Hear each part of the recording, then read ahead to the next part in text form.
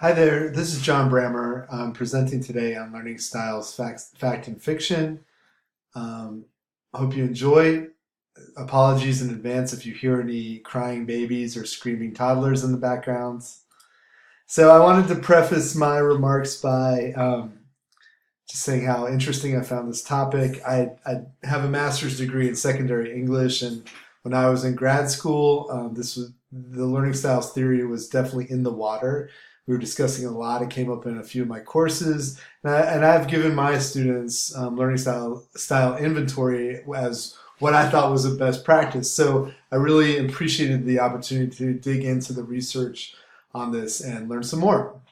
So just starting off with definitions, um, uh, learning styles theories, basically the idea is that different people have different preferences for how they process certain types of information, or they have preferences for processing information in certain ways. So that basically means you prefer certain types of information to be as a way of being taught new information, or you prefer a method of learning that new information. So it's the foundation of this was Howard Gardner's theory of multiple intelligences, and there are a lot of different kind of aspects of learning style theories, a lot of different frameworks. There's the left brain, right brain, sociological preferences, which has to do with culture, cultural background, instructional environments, perceptual preferences, which I think is probably the most well known, and then time of day preferences as well. So the definition we'll be working with is from Dunn. She says that learning style is a biologically and developmentally imposed set of personal characteristics that make the same teaching method effective for some and ineffective for others. So that definition definitely makes it seem like it's it's something that is an inherent characteristic of an individual. Um, and going back to Gardner, Gardner said that IQ tests were very limited in the way that they measure intelligence because they focus mainly on linguistic, logical, mathematical intelligence when there are all kinds of other ways for an individual to demonstrate intelligence. And these are listed here on the right. So you can see that, if you have musical intelligence, you might not be a strong reader or mathematician, but you might be able to pick up an instrument and play it very well. And then just kind of giving you another example of a framework for learning styles. This is from David Kolb, who came up with four different categories for learning styles and how people interact with information, which are listed here. Probably the most famous and popular framework for learning styles is the VARK, which was developed by Neil Fleming. I'll talk a little bit about him in a second, but he developed a questionnaire or inventory of 13 questions to assess an individual's learning style. And he came up with four different categories for learning style here. So, he includes the caveat that even though you might be able to identify a preference, that doesn't really make up everything about how a person learns, right? So it's kind of an oversimplification of the learning process.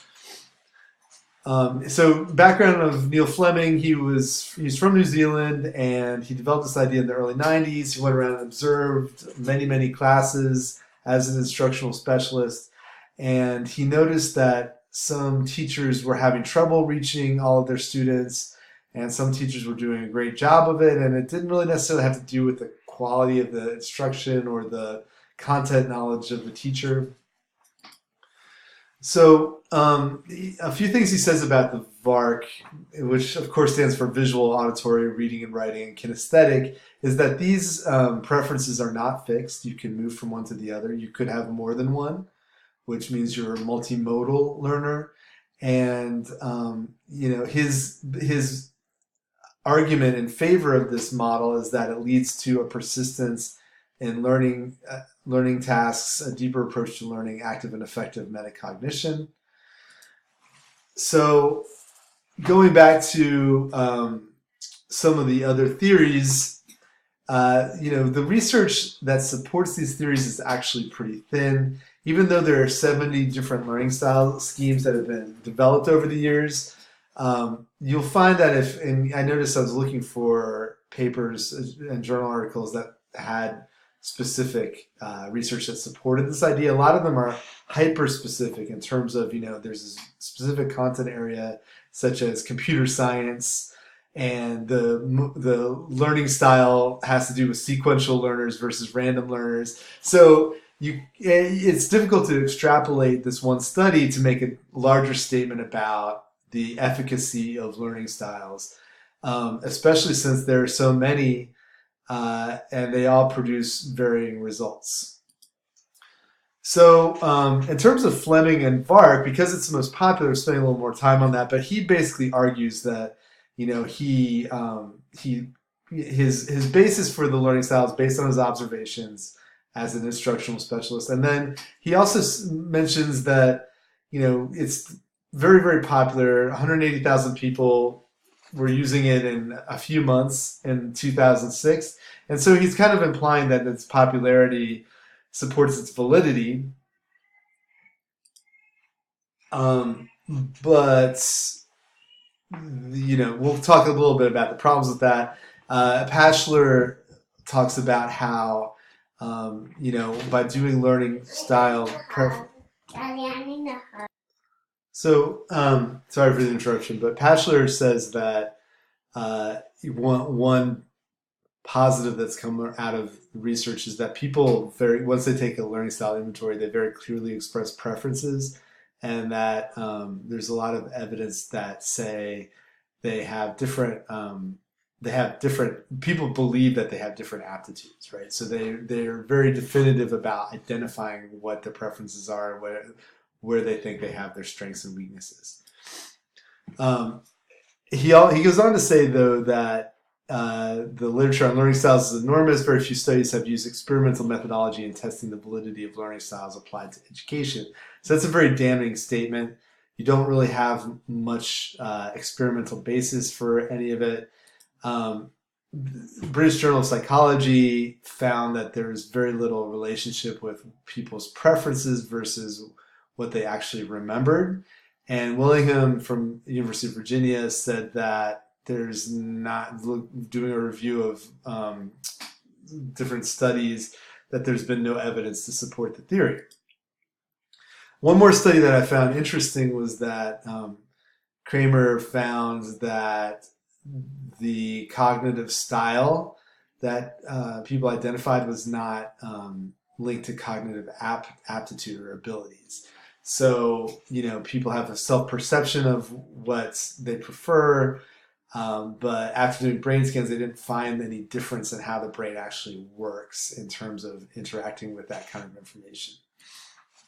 So, summing up, I think that it's very clear you can't avoid the fact that these learning style theories have been based on very thin kind of research and evidence, and that Paul Howard-Jones is correct in saying that defining them as a neuromyth. So even Neil Fleming says that he believes that people probably put more belief and emphasis in Vark than what it warrants. So there's some discussion about why learning styles are so popular, why they've caught on. I think people generally acknowledge that they have preferences about how they learn, but whether that equals the actual benefits of better learning outcomes is not clear. So real quickly, the effects of learning styles in education. The positive is that anytime you're having students reflect on their own learning is good, and also pushing teachers to teach and offering a variety of different ways for students to learn. Those are all great, but on the other side, you don't want to, like Fleming said, put too much weight on these ideas, because it could lead to having this idea about yourself or about your students that maybe is not true in terms of their actual outcomes.